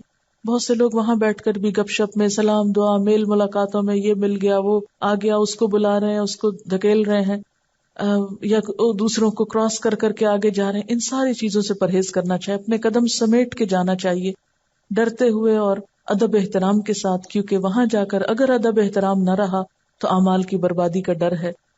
وہاں پر جا کر باقاعدہ درود شریف پڑھنا چاہیے، حضور صلی اللہ علیہ وسلم پر سلام بھیجنا چاہیے، پھر حضرت ابوبکر پر سلام بھیجنا چاہیے، پھر حضرت عمر رضی اللہ تعالیٰ عنہ پہ سلام بھیجنا چاہیے. جن ہستیوں کو اللہ تعالیٰ نے حضور صلی اللہ علیہ وسلم کے ساتھ ہمیشہ کے لیے رہنے کی سعادت دی، ان کو بھی اپنی دعاؤں اور درود میں اور سلام میں یاد رکھنا چاہیے. پھر اسی طرح مسجد نبوی سے کچھ فاصلے پر جنت البقیع ہے، جہاں ہزاروں صحابہ کرام کی اور نیک لوگوں کی قبریں ہیں، اور ان کے حق میں بھی حضور صلی اللہ علیہ وسلم نے دعا فرمائی تھی کہ اے اللہ تو بقیع الغرقد والوں کی مغفرت فرما دے، اور جو وہاں دفن ہو اس کی بھی خوش قسمتی کا کیا ٹھکانا. تو اس جگہ پر جا کر بھی اگر گزرتے ہوئے، کیونکہ اندر تو جانے کی اجازت نہیں ہوتی لیکن اس کی چار دیواری سے پہچانا جاتا ہے، تو باہر سے گزرتے ہوئے خصوصی دعائیں جو قبرستان کے پاس سے گزرتے ہوئے کرنی چاہیے. سب صحابہ کرام کا تصور ذہن میں لا کر جو وہاں دفن ہیں ان سب کے لیے خصوصی دعا کرنی چاہیے. اب یہ ہے کہ مدینہ سے واپس آ کر پھر جب حج کا موسم ہوتا ہے تو 8 تاریخ کو حج شروع ہوتا ہے. اس میں آپ دیکھیے کہ 8 تاریخ کو آپ اپنے گھر سے ہی یا ہوٹل سے جہاں آپ رہ رہے ہیں وہاں سے آپ احرام پہنیں گے 8 ذی الحج کو. 8 ذی الحج کا دن جو ہے یہ یوم الترویہ کہلاتا ہے. یوم الترویہ اس لیے اس کو کہتے ہیں، ترویہ کا معنی ہوتا ہے سیراب کرنا. اہل عرب جب حج کے لیے جاتے تھے تو اپنے اونٹوں کو اچھی طرح پانی پلاتے تھے اس دن، یعنی تیاری کا دن ہے ایک طرح سے. جیسے کہ آپ جانتے ہیں کہ حج تمتع میں پہلے عمرہ ہوتا ہے، جس کی ابھی تفصیل آپ کو بتائی گئی ہے. عمرہ کے لیے میقات پر پہنچ کر احرام پہنا جاتا ہے یا احرام کی نیت کی جاتی ہے. اہل یمن، پاکستان، ہندوستان، بنگلہ دیش والوں کے لیے یلملم کا مقام جو ہے یہ میقات ہے. عموماً لوگ جہاز سے سفر کرتے ہیں تو یہ سب کچھ نظر نہیں آتا، لیکن جو ہی اعلان ہو اس وقت آپ احرام کی نیت کر سکتے ہیں. میقات پہ پہنچ کے احرام کی نیت کرنی چاہیے، یعنی گھر سے یا ایئرپورٹ سے نہیں نیت کرتے، بلکہ جب اعلان ہوتا ہے اس وقت نیت کی جاتی. اور احرام باندھنے سے قبل جو ہے لبیک عمرہ کہہ کر آپ نیت کریں گے، کیونکہ نیت بہت ضروری ہے. ساتھ ہی پھر زور سے تلبیہ پکارنا چاہیے. یہ تلبیہ کے الفاظ ہیں لبیک اللہم لبیک لبیک لا شریک لک لبیک ان الحمد والنعمت لک والملک لا شریک لک. اس کا صحیح تلفظ جو ہے یہ کسی سے سیکھ لینا چاہیے تاکہ درست ادائیگی ہو تو پھر اچھی تاثیر بھی ہو. جب حرم کا علاقہ آتا ہے تو اس کے اوپر لکھا ہوتا ہے کہ اونلی مسلمز. جب اس جگہ پہ میں پہنچتی ہوں تو میں بہت زیادہ شکر ادا کرتی ہوں اللہ کا، اور شکر سے آنسو آ جاتے ہیں کہ اللہ تعالیٰ شکر ہے کہ تو نے مسلمان پیدا کیا اور ہم اس جگہ پہ جانے کے قابل ہوئے، ورنہ ڈائیورژن آتی ہے کہ نان مسلمز کا راستہ یہ ہے. تو مجھے قیامت کا نقشہ نظر آ جاتا ہے، کیونکہ حج سارا قیامت کو بھی یاد کراتا ہے. آخری سفر، یعنی دنیا میں سفر کرتے ہوئے انسان آخرت کو زیادہ بہتر طور پہ یاد کرتا ہے. جب مکہ پہنچ جاتے ہیں تو پھر آپ جب طواف کے لیے جاتے ہیں، بیت اللہ شریف کا طواف شروع کرنے سے پہلے تلبیہ بند کر دینا چاہیے. یعنی یہ احرام کی نیت سے لے کر یہاں پہنچنے تک لبیک پکارتے رہیں گے. بہت سے لوگ بھولے رہتے ہیں، اس تلبیہ کو بھولنا نہیں چاہیے. جس حج میں جتنا زیادہ یا جس عمرے میں جتنا زیادہ تلبیہ ہوگا اتنا ہی زیادہ باعث برکت ہوگا. پھر طواف کی ابتدا جو ہے وہ حجر اسود سے ہوتی ہے، اس کو چوم کر. لیکن اگر چومنے کا موقع نہ ہو تو دور سے بھی آپ صرف ایک ہاتھ سے اشارہ کر سکتے ہیں، لیکن ضروری نہیں کہ آپ اس ہاتھ کو منہ کے ساتھ لگائیں یا وہاں پر رک جائیں اور بہت دیر کے لیے، کیونکہ بہت سے لوگ یہاں پر رک جاتے ہیں اور بھیڑ کر دیتے ہیں اور آگے نہیں چلتے. بعض لوگ اس پٹی کو نیچے نہیں دیکھتے اور اس سے پہلے ہی رکے کھڑے ہوتے ہیں یا کراس کر کے رکتے ہیں. تو وہ باقاعدہ نشان ہے حجر اسود کے نیچے زمین پر، ڈارک براؤن کلر کی پٹی ہے، اسے دیکھ کر وہاں بسم اللہ اللہ اکبر کہہ کے آگے چلے جانا چاہیے. یہاں کوئی بہت لمبی چوڑی دعا نہیں ہے، کیونکہ کچھ لوگ وہاں پر لمبی لمبی دعائیں پڑھنی شروع کر دیتے ہیں، رش کر دیتے ہیں، جس سے دوسروں کو بہت اذیت اور دکم پیل ہوتی ہے. اس سے بچنا چاہیے. یعنی ہاتھ بھی لگایا جا سکتا ہے اس کو، یا دور سے صرف دائیں ہاتھ کا اشارہ کافی ہے اور اپنا طواف شروع کر دینا چاہیے. طواف شروع کرنے سے پہلے چادر کا ایک حصہ دائیں کندھے کے نیچے سے نکال کر بائیں کندھے پہ ڈال لینا چاہیے، یعنی حالت استباح اختیار کرنا چاہیے، اور یہ مردوں کے لیے. رکن یمانی اور حجر اسود کے درمیان، یعنی جہاں حجر اسود ہے یہاں سے آپ نے شروع کیا، اینڈ بھی طواف کا یہی ہوتا ہے، لیکن اس سے پچھلا کارنر جو ہے وہ رکن یمانی کہلاتا ہے. یمانی یمن کی طرف اس کا رخ ہے، اس لیے اس کو یمانی کہتے ہیں.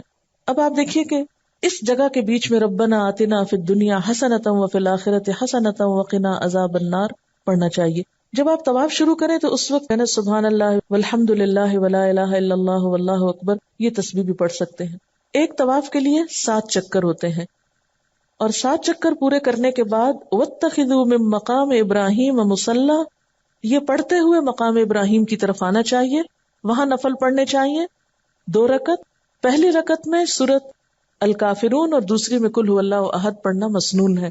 اگر آپ کو یاد نہ رہے تو کوئی بات نہیں، لیکن اگر آپ اس طرح پڑھیں گے تو زیادہ ثواب ہے کیونکہ یہ سنت ہے. ایک اور بات یاد رکھیے کہ نہ تو ہم خانہ کعبہ کو پوجتے ہیں نہ مقام ابراہیم کو پوجتے ہیں، کیونکہ قرآن پاک میں آتا ہے فَلْيَعْبُدُوا رَبَّ هَذَا الْبَيْتِ. یہ سب کچھ سمبل ہے، ان چیزوں کے اندر کچھ نہیں. ان کی اہمیت بھی اللہ کے بتانے سے ہوئی ہے. جیسے حضرت عمر رضی اللہ تعالیٰ نے حجر اسود کو جب بوسہ دیا تو کہا تھا کہ یا حجر انک حجر لا تنفع ولا تضر، کہ اے پتھر تم پتھر ہو، نہ نفع دیتے ہو نہ نقصان. بعض لوگ خانہ کعبہ کے اوپر کپڑے رگڑ رہے ہوتے ہیں یا ہاتھ پھیر رہے ہوتے ہیں، چلے محبت میں ہاتھ پھیرنا تو اور بات ہے، لیکن یہ سمجھنا کہ ہاتھ پھیرنے سے کوئی فائدہ ہو جائے گا یا بیماری دور ہوگی یا یہ پتھر ہمیں شفا دیں گے، یہ سب شرکیہ باتیں ہوتی ہیں، ان سے پرہیز کرنا چاہیے. نماز کے بعد آب زمزم پینا اور کچھ سر پہ بھی ڈالنا چاہیے. اپنے منہ پہ چھینٹے مار سکتے ہیں، سینے پہ مار سکتے ہیں، سر پہ ڈال سکتے ہیں.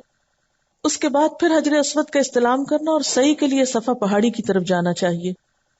اور پانی پینے کے لیے آپ کولر سے بھی پی سکتے ہیں، لیکن بہتر ہے کہ آپ نیچے اتر جائیں جہاں پر جو کنواں ہے اس سے ڈائریکٹ پانی آتا ہے.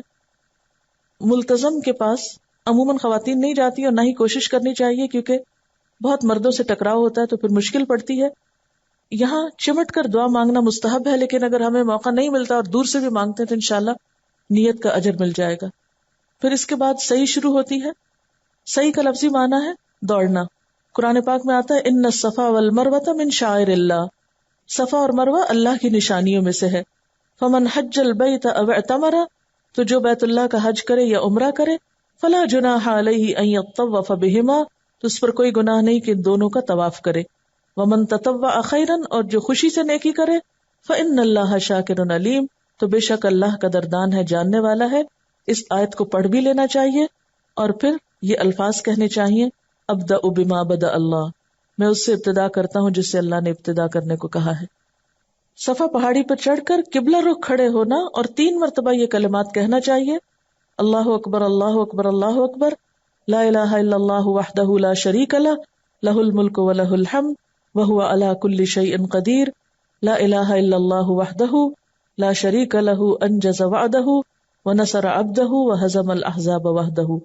اور پھر نیچے آ کر شروع کرنا چاہیے. یہ پتھر کافی اب اونچے ہو گئے ہیں، ضروری نہیں کہ ان پتھروں پہ جا کے چڑھیں، اب تو پتھر نہ ہونے کے برابر نظر آتے ہیں.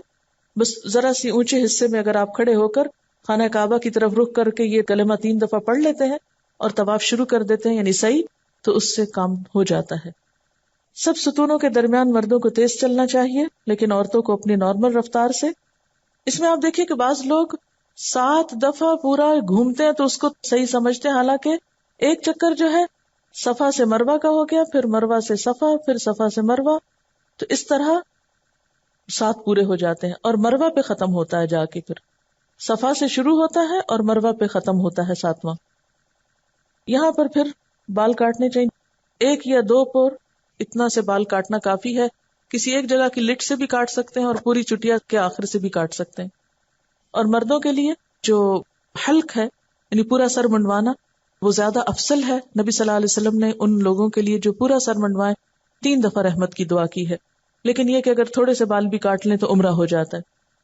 احرام کی چادریں اتار کر عام لباس پہن لینا چاہیے اور الحمدللہ اللہ کا شکر ادا کرنا چاہیے کہ عمرہ مکمل ہو گیا. اب حج کا موقع ہے، 8 ذی الحج کو دوبارہ احرام پہنا جائے گا اور اس کے لیے سفر مکہ سے شروع ہوگا. سب سے پہلے مینا جائیں گے. مینا میں پہنچے احرام باندھنے سے قبل لبیک حجن کہہ کر حج کی نیت کرنی چاہیے، بلند آواز سے تلبیہ کہنا چاہیے، اور یہ الفاظ بھی اللہم ھذہ حجۃ لا ریاء فیہا ولا سمعۃ، یا اللہ میرے اس حج سے نہ دکھاوا مقصود ہے نہ شہرت مطلوب۔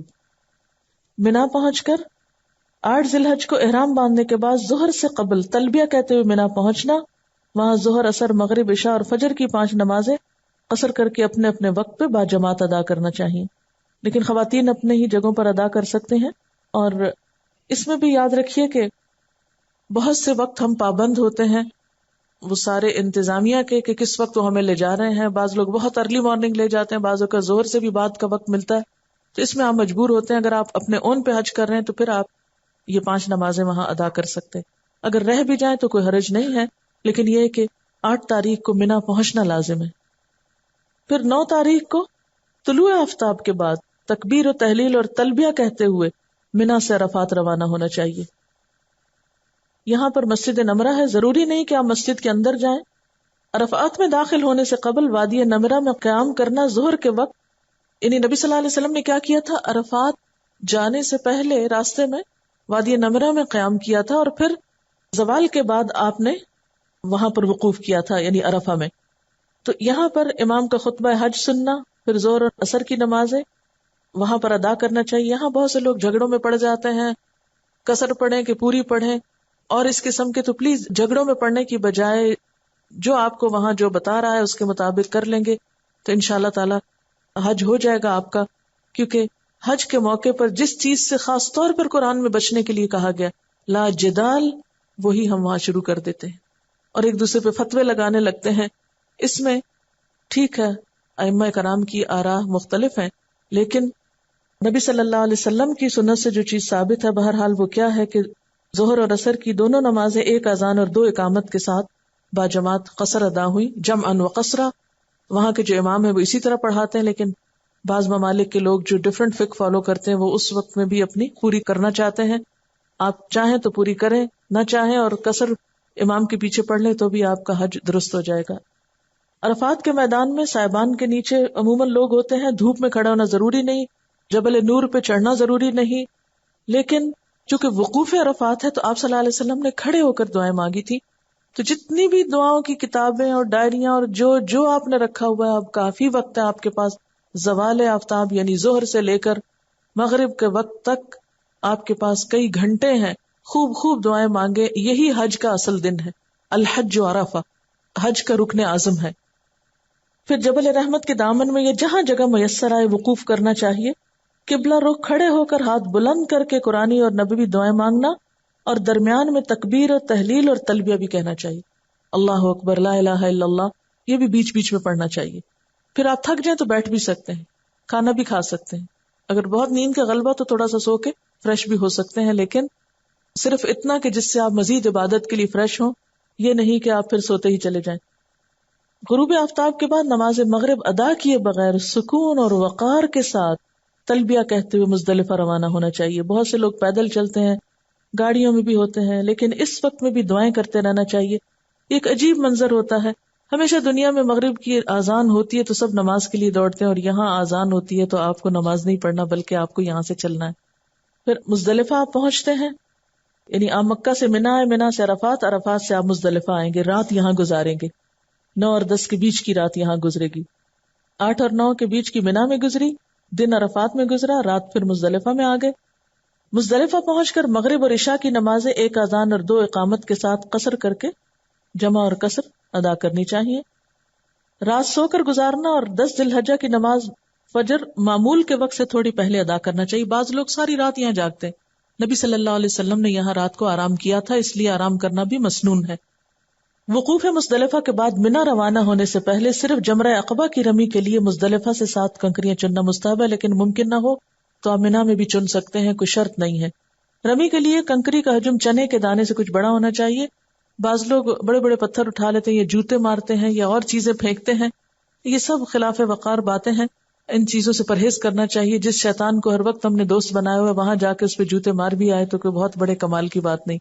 نیکسٹ، نماز فجر باجماعت ادا کرنے کے بعد مشعر الحرام پہاڑی کے دامن میں یا جہاں بھی جگہ ملے قبلہ رخ کھڑے ہو کر ہاتھ بلند کر کے سورج طلوع ہونے سے قبل خوب روشنی پھیلنے تک تکبیر و تحلیل کہنا، توبہ استغفار کرنا اور دعائیں مانگنا چاہیے. نبی صلی اللہ علیہ وسلم کی یہی سنت ہے. لیکن افسوس کے بعد وہاں سے جو معلم ہوتے ہیں یا قافلے ہوتے ہیں وہ کچھ کرنے نہیں دیتے، اور ایک بھیڑ اور ایک رش کی حالت ہوتی ہے. لوگوں کو خود کچھ پتہ نہیں ہوتا اور بس جلدی جلدی میں ایک سے دوسری جگہ، دوسری سے تیسری جگہ لے جاتے ہیں. اس میں انسان مجبور ہے، معذور ہے. لیکن اگر آپ کو موقع ملے تو جی بھر کے اپنی سنتوں کی ادائیگی کیجیے. پھر مینا میں واپس آئیں گے آپ. طلوع آفتاب سے قبل سکون اور وقار کے ساتھ تلبیہ کہتے ہوئے مینا روانہ ہونا، اور راستے میں وادی محصر سے تیزی سے گزرنا چاہیے. یہ وادی محصر وہ جگہ ہے جہاں ابرہہ کا لشکر جو ہے ہلاک ہوا تھا، اس لیے نبی صلی اللہ علیہ وسلم نے یہاں رکنے سے منع کیا اور تیزی سے گزرنے کا حکم دیا. مینا پہنچ کر طلوع آفتاب کے بعد جمرہ عقبہ کی رمی کرنی چاہیے. رمی کہتے ہیں پتھر مارنے کو، پتھر پھینکنے کو. رمی سے قبل تلبیہ کہنا بند کر دینا چاہیے. کنکریاں مارتے وقت اللہ اکبر کہنا مسنون ہے اور 7 کنکریاں پھینکنا ہوتی ہیں. جمرہ عقبہ یعنی پل ہے، پل کے نیچے بھی ہے یہ اس کا سمبل، اوپر بھی ہے. جہاں آپ کے لیے سہولت ہو آپ جائیے. اس میں بہت زیادہ رش ہوتا ہے اور عموماً یہاں پر بہت خوف و ہراس بھی پھیل جاتا ہے. بعض اوقات لوگ پاؤں کے نیچے آ جاتے ہیں، کیونکہ ہوتا یہ ہے کہ سب ایک ہی جگہ سے جا رہے ہوتے اور ایک ہی جگہ سے آ رہے ہوتے ہیں. تو یہ جو گڑبڑ ہوتی ہے، اور پھر گروپس بنے ہوئے ہوتے ہیں اور وہ اکٹھے دھکے دے رہے ہوتے ہیں، اس میں پھر بہت مشکل ہوتی ہے. ابھی تک اس مسئلے کا کوئی حل شاید سمجھ میں نہیں آیا لوگوں کے. لیکن یہ ہے کہ انسان کو کوشش کرنا چاہیے کہ اپنی طرف سے کسی کو اذیت نہ دے. کنکریاں مارنے کے بعد پھر قربانی کرنا ہوتی ہے، اور قربانی کے گوشت میں سے کچھ خود بھی پکا کے کھا سکتے ہیں. اگر موقع نہ ہو تو سارا ہی دے دیں. پھر یہاں پر بال کٹوانا یا منڈوانا، ان میں سے دونوں کام ہوں گے. یہ اس دن کا خاص عمل ہے. اور پھر آپ کا تحلل اول ہو جاتا ہے، یعنی آپ احرام کی چادریں اتار دیتے ہیں اور آپ نہا دھو کے خوشبو وغیرہ لگا سکتے ہیں. یہ خواتین تو تیز خوشبو نہیں لگائیں گی، لیکن یہ کہ اب آپ فارغ ہو گئے. سوائے شوہر اور بیوی کے تعلق کے تمام چیزیں جو ہیں وہ جائز ہوتی ہیں. اب حج کا دوسرا رکن جو ہے طواف افاضہ، یہ کرنا ہے. یہ حج کا رکن اعظم ہے ایک طرح سے. یعنی حج کے 2 فرائض ہیں، ایک عرفہ میں قیام اور ایک یہ طواف. اگر یہ 2 نہیں ہوئے تو حج نہیں ہوگا. اور یہ طواف کب ہوتا ہے؟ منا میں کنکریاں مار کے، قربانی کر کے اور بال کٹوا کے فارغ ہو کے نہا دھو کے پھر آپ جاتے ہیں مکہ دوبارہ. اب آپ دیکھیے مکہ سے چلے منا آئے تھے، منا سے عرفات گئے تھے، عرفات سے مزدلفہ سے واپس منا، اور پھر وہاں سے دوبارہ مکہ، اور یہاں پر طواف اور سعی ہوگی. پھر اسی طرح طواف کے بعد زمزم پینا، کچھ دعائیں مانگنا، پھر صفا و مروہ کی سعی، پھر آپ مکہ سے واپس منا آ جائیں گے. قیام منا کے دوران ممکن ہو تو روزانہ طواف کریں آ کے، ورنہ مسجد خیف میں با جماعت نمازیں ادا کریں. بکثرت تحلیل و تکبیر ہو، حمد و ثنا ہو، توبہ و استغفار ہو، اور کھانا پینا ہو. نبی صلی اللہ علیہ وسلم نے فرمایا کہ یہ دن کھانے پینے اور اللہ کا ذکر کرنے کے ہیں. کثرت سے ذکر اور اس میں تکبیریں، خصوصاً نمازوں کے آس پاس. اور اس کے علاوہ، اور اس میں یہ ہے کہ مسجد میں جانا بہت اچھا ہے، لیکن اگر بہت دور ہے آپ اور مسجد میں ہر وقت پہنچنا ممکن نہیں، تو جہاں جہاں خیمے ہیں وہاں پر با جماعت نماز کا اہتمام کر لینا چاہیے. ایام تشریق جو ہیں 11، 12، 13 ذی الحج کی راتیں یہ منا میں ہی گزارنی چاہیے. اور اس میں یہ ہے کہ 11 اور 12 تک بھی آپ رک سکتے ہیں. اگر 13 رکنا چاہیں تو ٹھیک ہے، ورنہ نہیں. روزانہ زوال آفتاب کے بعد، یعنی پہلے دن تو آپ نے صبح میں کنکریاں ماری تھی، اب یہ اگلے 3 دن جو ہے یہ سورج جب زوال ہو جائے گا، یعنی ظہر کا وقت ہوگا، اس وقت آپ کنکریاں ماریں گے. اور پہلے جمرہ اولا کی، پھر وسطی، پھر جمرہ عقبہ کی ترتیب کے ساتھ رمی کرنی چاہیے. یعنی آپ آئے ہیں پہلے جمرہ اولا کا مطلب بھی پہلا، وسطی بیچ کا، اور عقبہ پچھلا، یعنی جس کو بڑا شیطان کہتے ہیں. جمرہ اولا وسطی کی رمی کے بعد قبلہ رخ کھڑے ہو کر دعائیں مانگنی چاہیے، لیکن جمرہ عقبہ کی رمی کے بعد دعائیں مانگے بغیر واپس پلٹنا چاہیے. کیوں؟ کیونکہ نبی صلی اللہ علیہ وسلم نے ایسا ہی کیا. 12 ذی الحج کو منا سے واپس آنا ہو تو غروب آفتاب سے قبل منا سے نکلنا چاہیے. اگر آفتاب غروب ہو گئے تو پھر اگلے دن جائیے کنکریاں مار کر. اور جب آپ کی واپسی ہو تو اس وقت کہیے ربنا تقبل منا انک انت السمیع العلیم، کہ اللہ تعالیٰ تو اس کو قبول فرما، بے شک تو ہی دعاؤں کا سننے والا ہے، قبول کرنے والا ہے. چند چیزوں کی طرف اور توجہ دلانا چاہوں گی کہ بعض لوگ وہاں پر ان جگہوں کا ادب احترام نہیں کرتے، کوڑا کرکٹ پھینک دیتے ہیں. آپ دیکھیے کہ آپ پھینکنے کا تو تصور بھی نہ کریں، اپنے پاس ایسے شاپر رکھیں کہ جس میں اگر کوئی چیز ڈالنی پڑے تو آپ ڈال لیں اور پھر پراپر جگہ پر اس کو پھینکیں.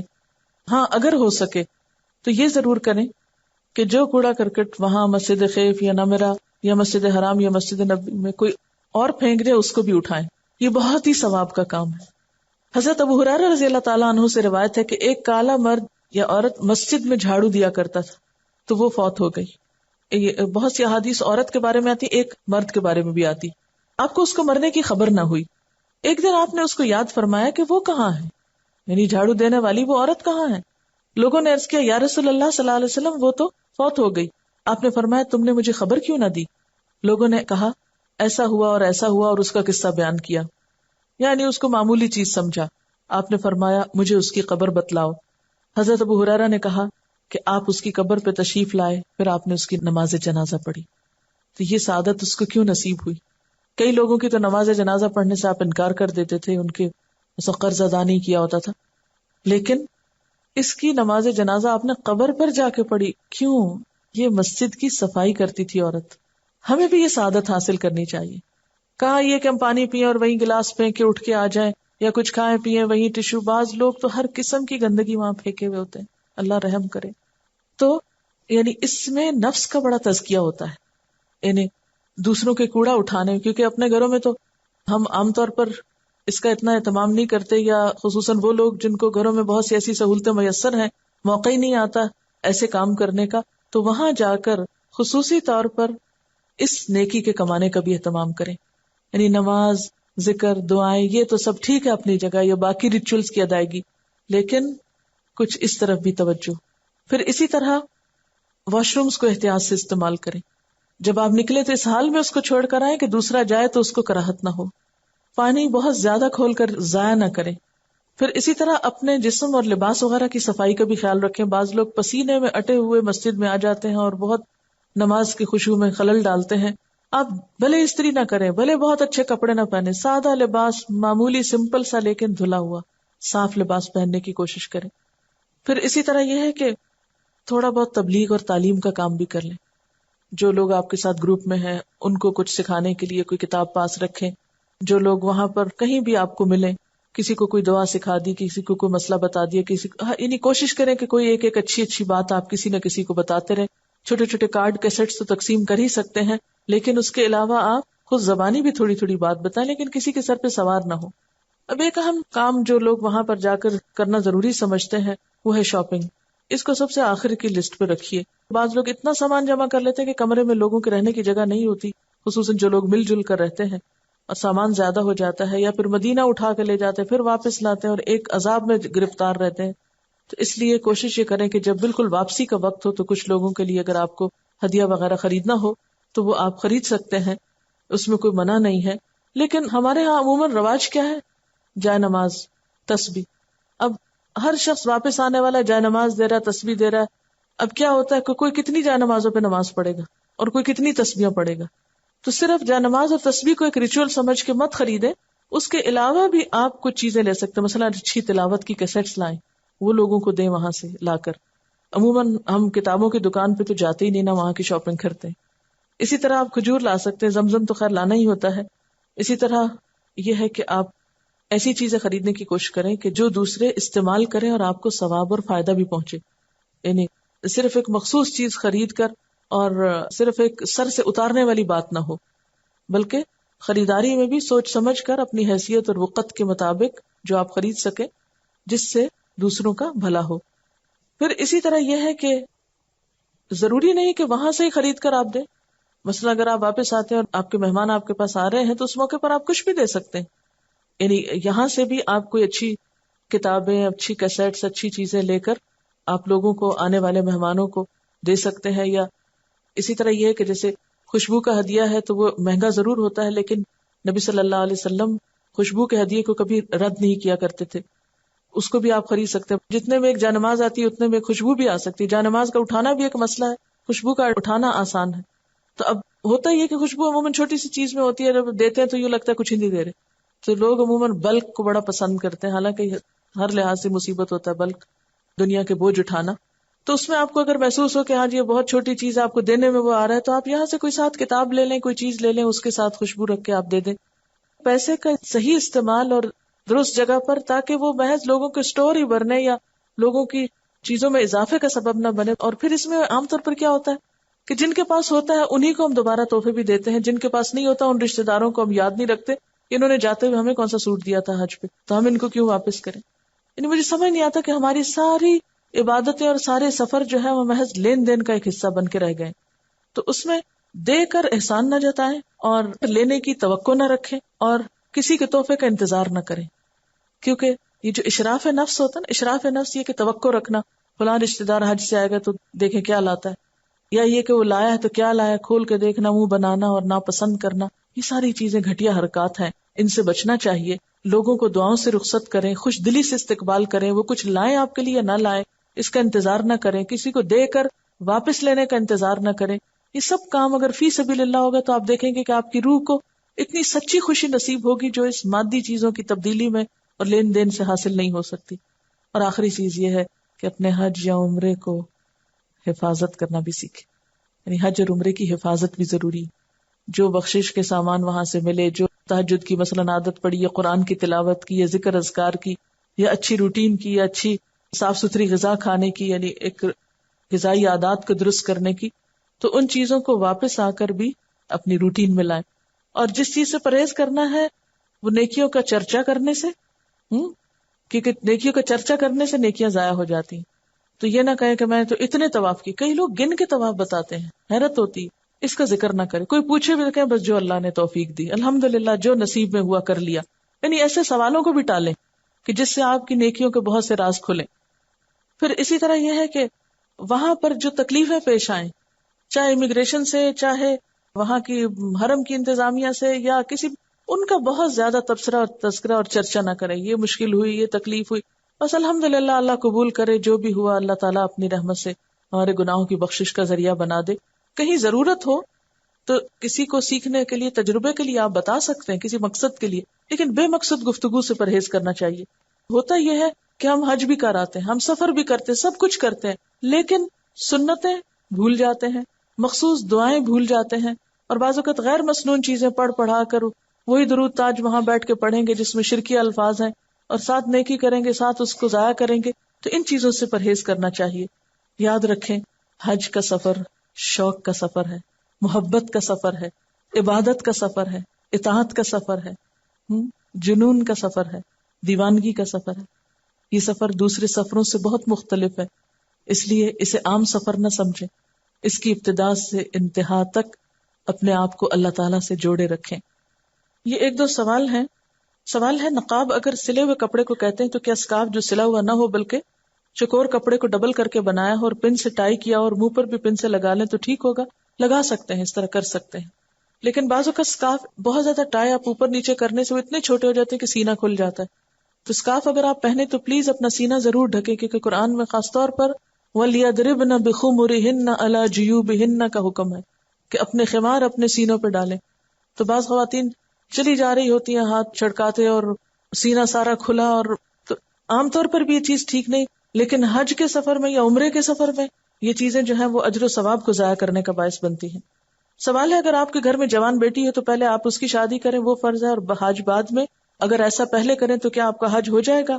یعنی شادی پہلے نہ کی تو اس میں آپ دیکھیں کہ ایک تو شادیوں کے اخراجات ہم نے بہت زیادہ بڑھا لیے ہیں، اس لیے ہمیں ایک بچے کے بعد ایک کے کرنے کی وجہ سے حج کا موقع نہیں ملتا. شادی کو سمپل کرنے کی کوشش کریں، اور اگر بیٹی بعد میں کوئی دیکھنے والا ہے یا کہیں چھوڑ سکتے ہیں تو حج کرنے میں دیر نہیں کرنی چاہیے. اگر ایسا ہے کہ کوئی ایسے شہر میں یا ایسے ملک میں رہتے ہیں جہاں آپ کے بچوں کی لک آفٹر کرنے والا کوئی نہیں، تو اس صورت میں پھر آپ پہلے بچوں کی حفاظت کو کوئی انتظام کریں اور پھر حج کریں. ایک اور مشورہ کسی نے دیا کہ اگر ساتھ ایک چھوٹی سی ٹارچ بھی رکھی ہو، کیونکہ کمرہ جب بہت سے لوگ شیئر کر رہے ہوتے ہیں تو بعض اوقات لائٹ آن آف کر کے واش روم جانے کے لیے باہر اندر نکلتے ہیں تو دوسروں کی نیند خراب کرتے ہیں، یا پڑھنا ہوتا ہے آپ کو نیند نہیں آ رہی، آپ کچھ پڑھنا چاہتے ہیں تو اس وقت آپ تنہائی میں اکیلے میں اپنی روشنی سے پڑھ لیں تو زیادہ بہتر ہے تاکہ دوسرے لوگ ڈسٹرب نہ ہوں. اسی طرح یہ ہے کہ کانچ کی چوڑیاں پہن کر جانے سے پرہیز کریں، کیونکہ بعض اوقات دھکم پیل میں چوڑیاں ٹوٹتی ہیں، زمین پہ گرتی ہیں، اپنا خون بھی نکلتا ہے، دوسروں کو بھی اذیت ہو سکتی ہے. بعض لوگ حج کر کے آتے ہیں تو اپنے نام کے ساتھ حاجی یا حجیانی لگاتے ہیں. کیا یہ درست ہے؟ اس سے پرہیز کرنا چاہیے، کیونکہ ہمیں کیا ضرورت ہے کسی کو بتائیں کہ ہم نے حج کیا ہو یا نہیں. اور اگر اللہ تعالیٰ نے آپ کو ایک سے زائد حج کرنے کی توفیق دی ہو تو اس کو یاد نہ رکھا کریں کتنے کیے. کیوں؟ اس لیے کہ یہ کسی کو بتانے کی چیز تو نہیں ہے، یہ تو آپ کا اور آپ کے رب کا معاملہ ہے، عبادت ہے. آپ نے کہا کہ عورت خوشبو نہیں لگا سکتی احرام میں، حالانکہ عورت کا احرام نہیں ہوتا. نہیں، عورت کا احرام اس کی نیت ہوتی ہے. عورت کا احرام اس کا ارادہ اور وہ یعنی مخصوص حالت ہے. احرام کا لفظی معنی ہوتا ہے حرام کرنا، یعنی احرام کپڑے کا نام نہیں ہے. احرام نیت اور چند پابندیوں کو قبول کرنے کا نام ہے، اس حالت کا نام ہے. تو وہ تو عورت اور مرد سب کے لیے ہوتا ہے. مردوں کا مخصوص لباس ہوتا ہے جبکہ عورت کا مخصوص لباس نہیں ہوتا. اب یہ ہے کہ گھر میں جیسے آپ نہائے ہیں اور خوشبو والے صابن سے نہا لیے یا شیمپو میں خوشبو تھی تو کوئی حرج نہیں کہ اس کے بعد آپ نے راستے میں جب احرام کی نیت کی تو پچھلی خوشبو اگر ساتھ لگی ہوئی ہے تو حرج نہیں. احرام کی حالت میں آ کر پھر خوشبو نہیں استعمال کر سکتے. ان دو چیزوں میں فرق ہے. ایک اور مشورہ ہے کہ جو لوگ آپ کے ساتھ حج یا عمرے پہ جاتے ہیں واپس آ کر ان کی غیبت نہ کریں، کیونکہ تھوڑی بہت کوئی تنگی تکلیف ہو جاتی ہے، پھر ہم آ کے کس سے کہانیاں سناتے وہ فلاں میرے ساتھ تھا، اس نے تو حد ہی کر دی، فلاں موقع پر ایسا کر دیا، فلاں موقع پہ ایسا. اس سے بھی آپ کا اجر جو ہے وہ ضائع ہو جاتا ہے. زمزم پیتے وقت کوئی مسنون دعا بتا دے. مجھے اس وقت مسنون دعا تو یاد نہیں، لیکن جو دعا میں مانگتی ہوں، اللہم انی اسألک علما نافعا ورزقا طیبا وعملا متقبلا، یہ دعا. اچھا، ایک بات یاد رکھیے کہ احرام کی پابندیاں عمرہ ختم ہونے کے ساتھ ہی ختم ہو جائیں گی. باقی دن جو آپ مکہ مدینہ میں رہیں گے اس میں یہ ساری پابندیاں نہیں ہوں گی. بعض لوگ سمجھتے ہیں کہ شاید سارا ہی حج کا سیزن جو ہے وہ خوشبو والا شیمپو یا لوشن یا کوئی چیز نہیں لگا سکتے. نہیں، یہ صرف احرام کی نیت کرنے سے لے کر بال کاٹنے تک. کیا طواف افاضہ اور رمی مخصوص اوقات میں کرنا واجب ہے؟ کیا ان دونوں مناسک کے اوقات فکس ہیں؟ نہیں، ان کے اوقات فکس نہیں. رمی کا وقت تو ہے کہ زوال آفتاب کے بعد ہوتی ہے اور پہلے دن سورج نکلنے کے بعد، لیکن باقی وہ نہیں ہے. کیا حج یا عمرہ قرض کے پیسوں سے کر سکتے ہیں؟ آپ کو تو جانے سے پہلے باقی قرضے بھی اتارنے ہیں. کہاں یہ کہ آپ قرض لے کر جا رہے ہیں. سبحانک اللہم و بحمدک نشہد ان لا الہ الا انت نستغفرک و نتوب الیک. والسلام علیکم ورحمۃ اللہ وبرکاتہ.